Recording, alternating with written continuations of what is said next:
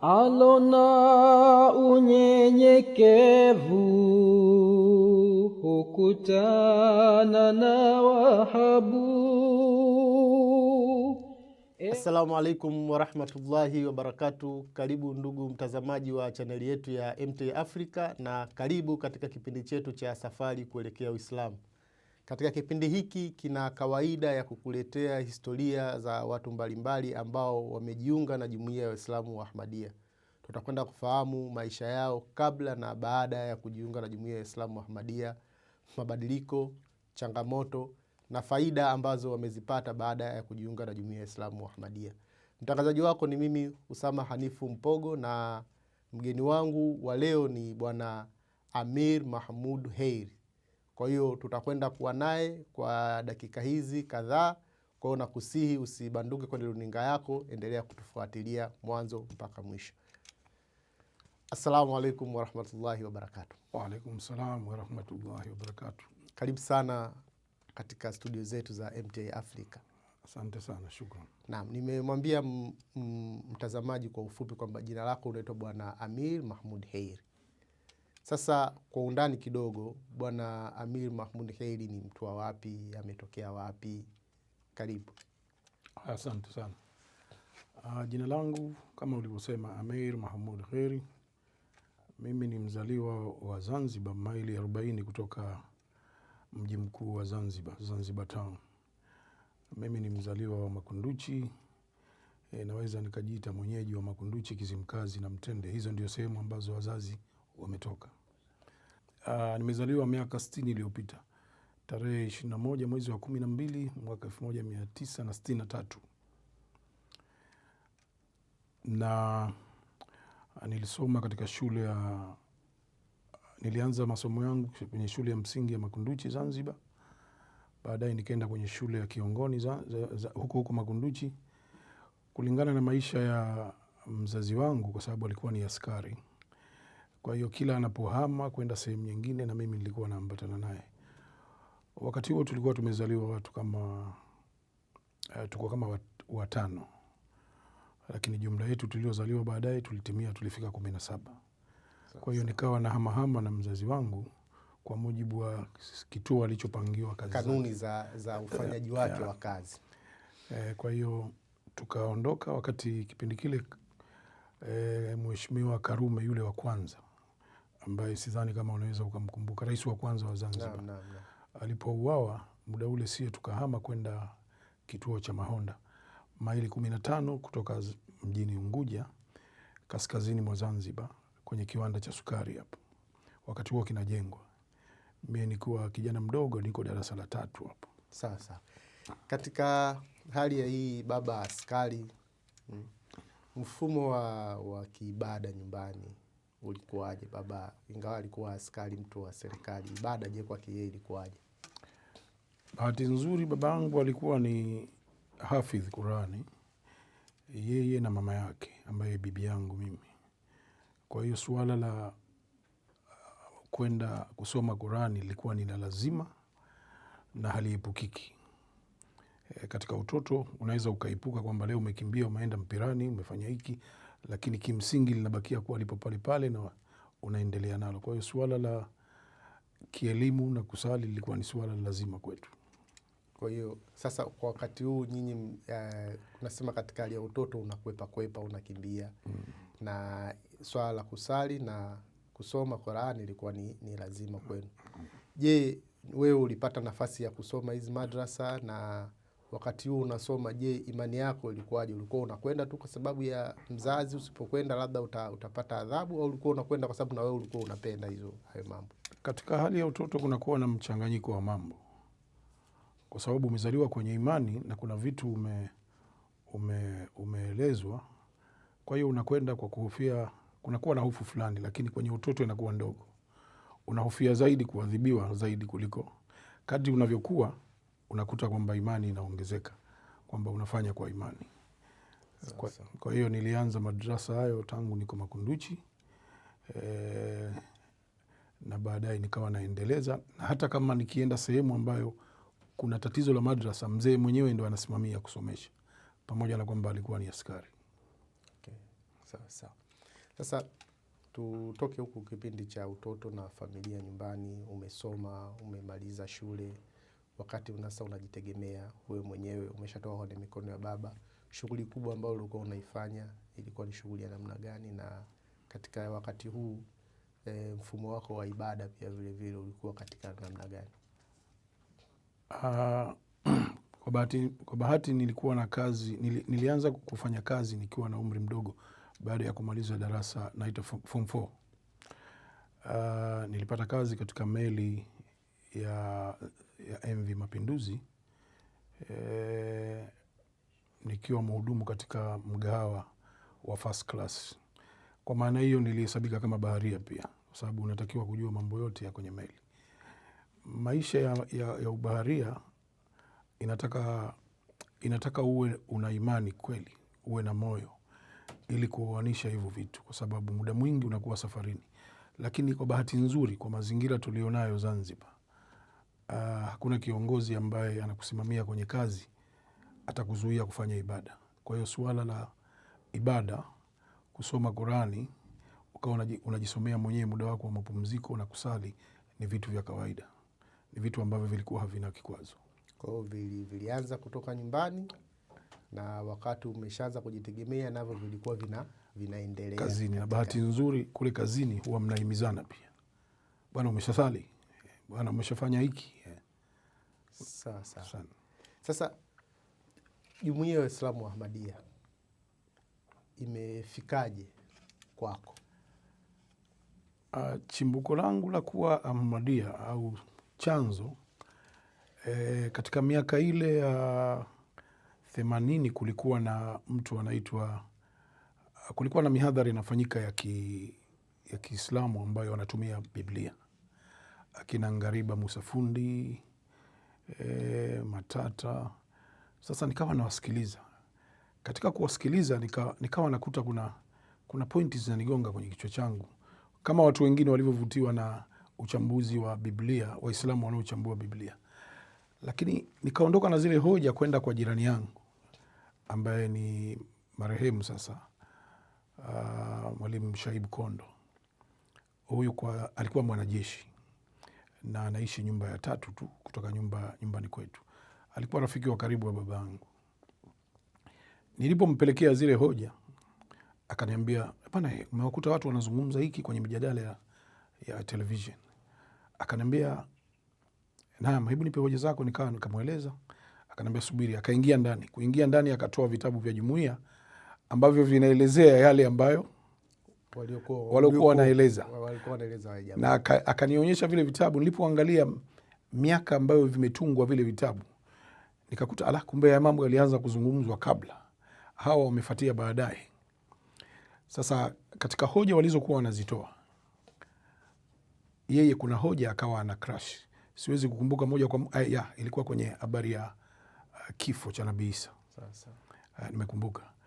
Sasa huku kwenye hoja zao wanazieleza katika namna ambayo kama Nabii Isa alipaa kwenda mbinguni.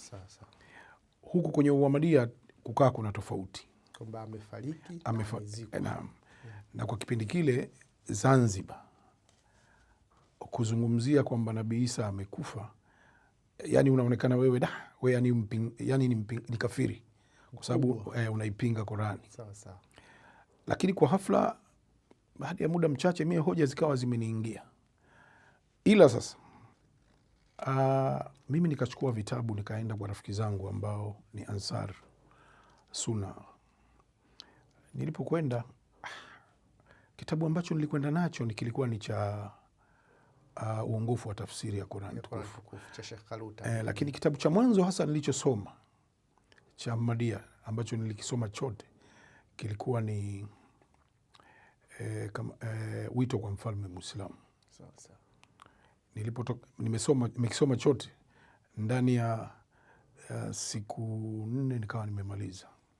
Haikuwa kazi rahisi kwa sababu nilikuwa hadi usiku. Sasa kilichotokea, nikawa naanza kuhofu bado kulingana na ule mzunguko wa watu walionizunguka. Nikisema Nabii Isa kafa, itakuwaje? Matokeo yake kilichotokea, Bwana Shaibu akanambia, sikiliza, na kuomba umwachie jambo hili Mwenyezi Mungu. Jibu atakalokupa ndo utakalolifuata. Kwa hiyo fanya maombi ili Mwenyezi Mungu akuonyeshe ukweli uko wapi. Kilichotokea kwangu, nikaamua kuamka usiku na kusali. Sijajiunga bado. Ndio. Lakini tu kidogo nyuma kabla ya hapo, nilikuwa nataka tu nijue na mtazamaji pia vile vile afahamu. Wakati unakwenda kwa mzee huyu Shaibu Kondo, ulikuwa unafahamu kama yeye ni Ahmadiyya au ulikuwa unajua tu ni Muislamu? Nimefahamu kama ni Ahmadiyya. Ulikuwa unafahamu ni Ahmadiyya.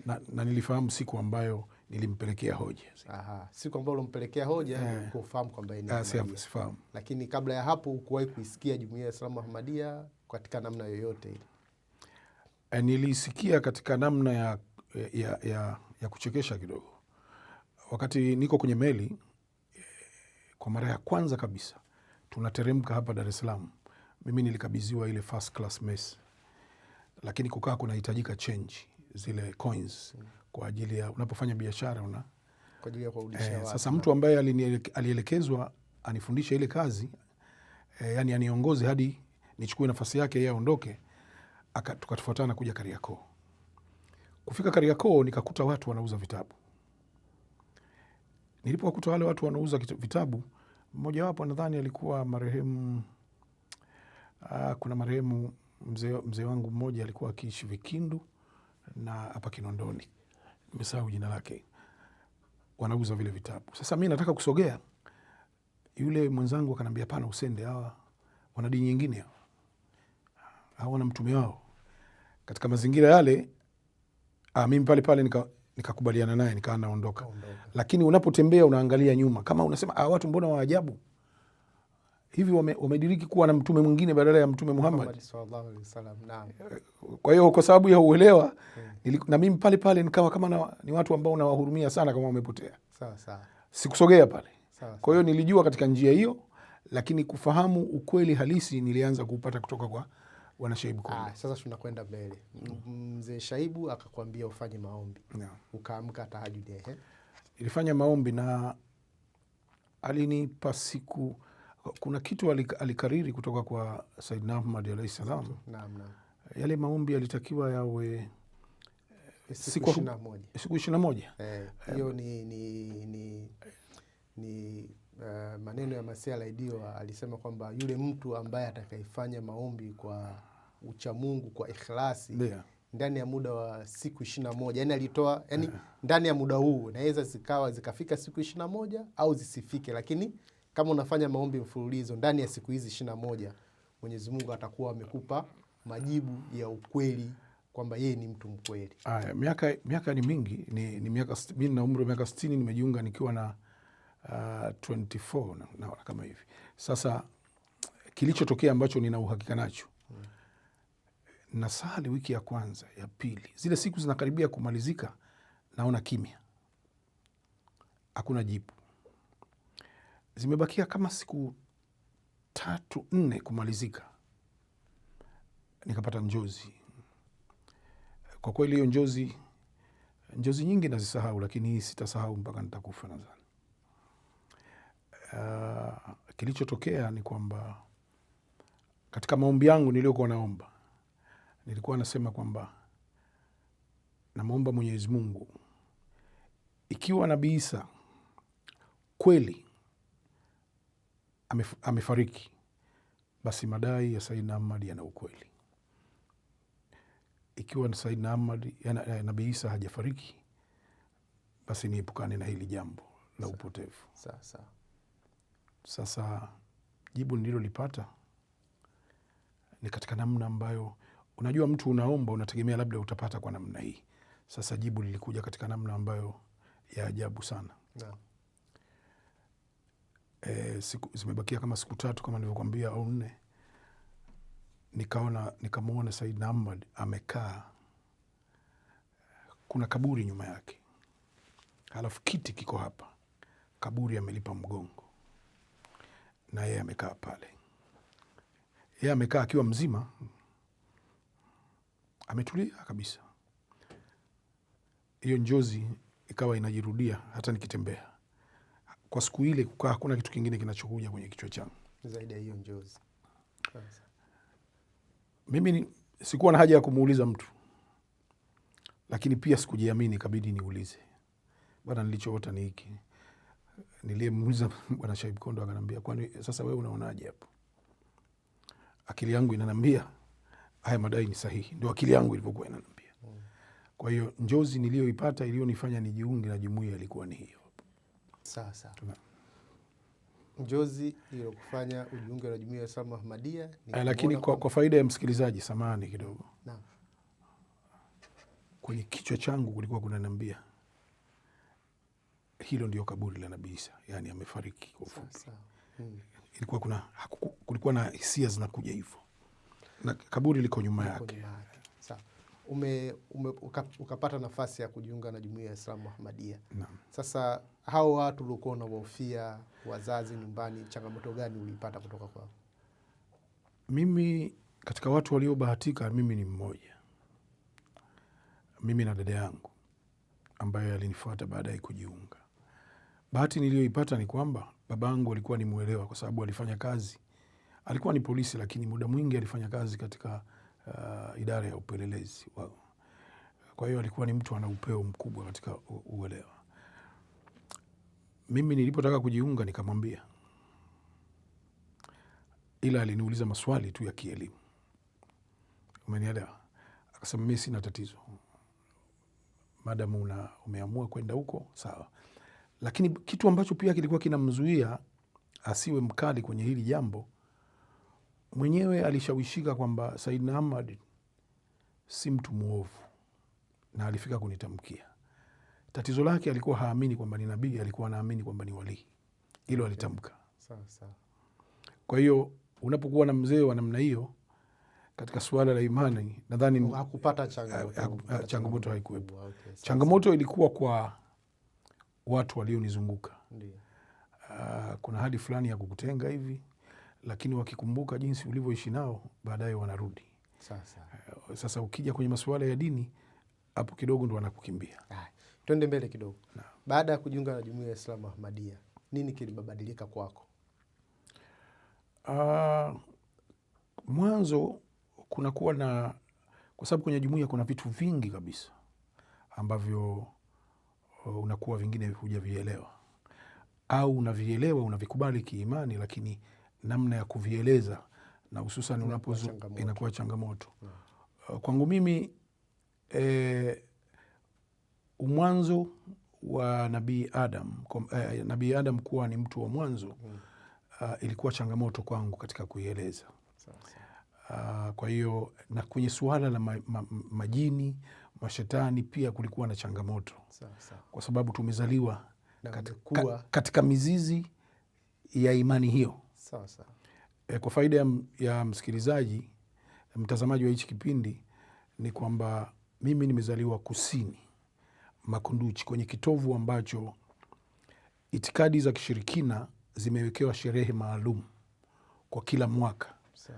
Kama unasikia kuna kitu kinaitwa mwaka Kogwa. Hii ni sherehe ya jadi inayoshirikisha Abdalla Saleh imetumia neno mizimu, lakini ndugu zangu huku Tanganyika wengi wanashindwa, sijui mnaita vinyamkera, maeneo ambayo yanaabudiwa badala ya Mwenyezi Mungu. Na kuna vitu vinachanganywa hapo.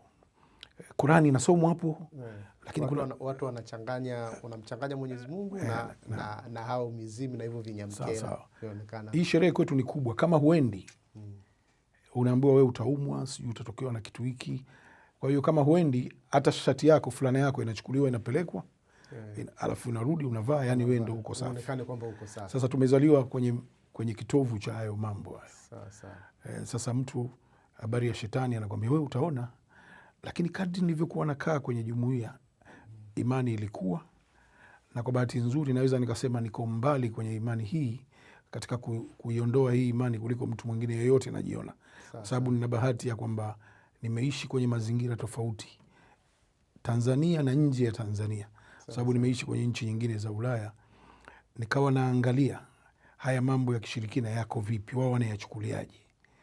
Nikaona treatment za kidaktari pia zinazopingana na haya mambo Hii ndio ikanivua kabisa katika imani ya ushirikina. Hicho ndio kimebadilika, kwamba ile imani ya kishirikina ambayo uliokuwa nayo na uliokuwa umekuwa nayo katika mazingira ambayo umeona kwamba hili ni jambo la kawaida, Mwenyezi Mungu akawa amekusaidia imeondoka. Sawa. Naam. Uhusiano wako na Mwenyezi Mungu sasa baada ya kujiunga na Jumuiya ya Islamu Ahmadiyya umekuwa imara kiasi gani? Uhusiano wangu na Mwenyezi Mungu uko kwenye namna mbili kwangu mimi. Kuna hali ambayo sikuwa nikiamini mwanzo kwamba Mwenyezi Mungu anaongea na watu hadi leo. Hii kuna watu wanaitumia vibaya na kuna watu wanaitumia katika namna inayohitajika. Kuongea na Mwenyezi Mungu, wengine wanachukulia labda umekaa unazungumza naye unasikia sauti yake. Hapana, Mwenyezi Mungu ndiye ametuelekeza kwamba tumuombe na atatujibu.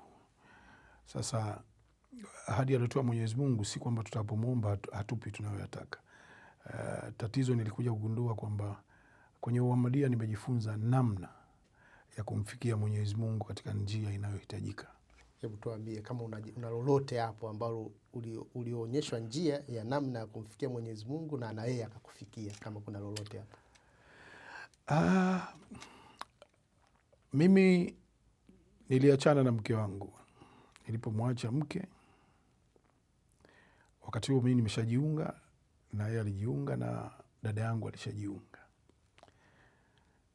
Dada yangu ni miongoni mwa watu ambao naweza nikasema namuona ni mcha Mungu ambaye yuko kwenye kiwango cha juu. Ni mpole sana, lakini ndoto zake nyingi zinakuwa zinaweza zikakuumiza wewe kichwa, mtu wa pili. Sasa aliniita akaniambia, bwana, nimeota ndoto ambayo sijui tafsiri yake.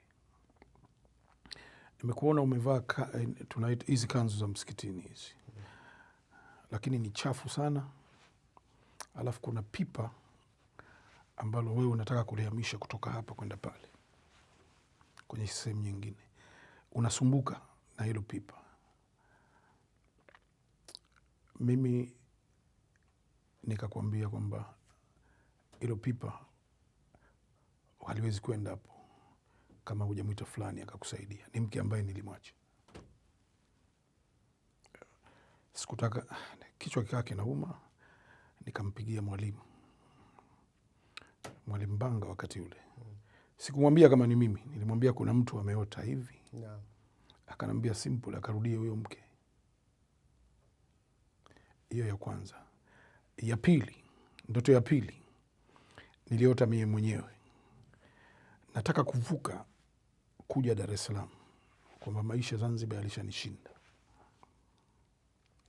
Sasa katika kuvuka, watu ambao wameshasafiri pale kwenye checking, kuna migration mbali, lakini kuna hawa custom wanaangalia mizigo usalama. Mimi nikaweka begi juu ya meza. Wakati naweka begi na nataka kuvuka kuja Dar es Salaam. Sasa kuweka begi, kuna mjomba wangu ambaye aliwahi kuwa mkuu wa upelelezi kule Zanzibar. Yeye akatoka huko akaja akachungulia begi langu. Akanambia, mjomba, unavuka? Sawa. Akamwambia, umesahau kiatu chako kimoja. Alichosema baada ya kuchungulia begi yangu, umesahau kiatu chako kimoja. Sasa katika mazingira hayo mke nimemwacha. Kwa hiyo na mimi nasafiri peke yangu. Kwa hiyo katika njozi hizi mbili ulizozipata zikakufanya wewe umrudie kabisa na sawa. Kwa kweli ndio ambaye nipo naye mpaka sasa hivi. Sawa. Nimeona nikiwa na miaka 25, sasa hivi na miaka 60 bado nipo naye. Sawa.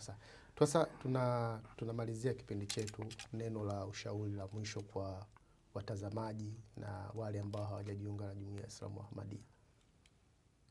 Mimi katika mzigo mkubwa ambao Waislamu wako nao ni itikadi ya ushirikina.